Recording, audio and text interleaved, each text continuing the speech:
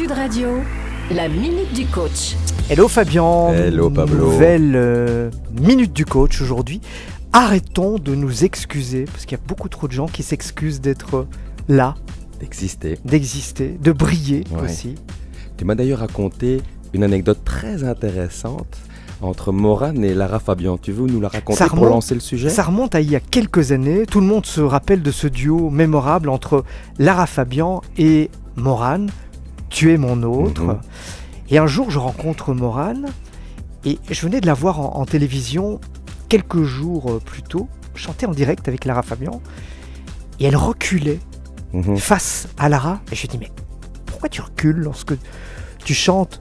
Lorsque tu es avec Lara, pourquoi recules-tu? Pourquoi t'excuses-tu de chanter alors que ta voix est phénoménale? Elle n'a pas pu trouver de réponse à cette question.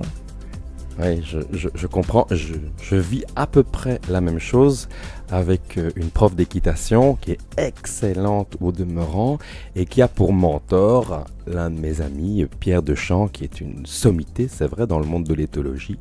Et elle me dit sans arrêt, Pierre, il ferait certainement comme ça. Je ne fais pas aussi bien que lui, c'est plus lent que si c'était lui. Et je lui dis, cesse. En plus, à force de me parler comme ça, elle attire l'attention sur ce qui va éventuellement moins bien, elle se décrédibilise.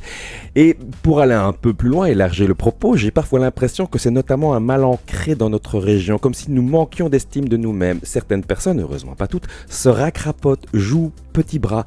Pour éviter la douleur peut-être, cette prof d'équitation, sûrement, elle préfère me dire tout ça plutôt que d'imaginer que je vais le penser. Donc elle anticipe, ce qui est une erreur en fait. Elle ne fait que semer la mauvaise graine.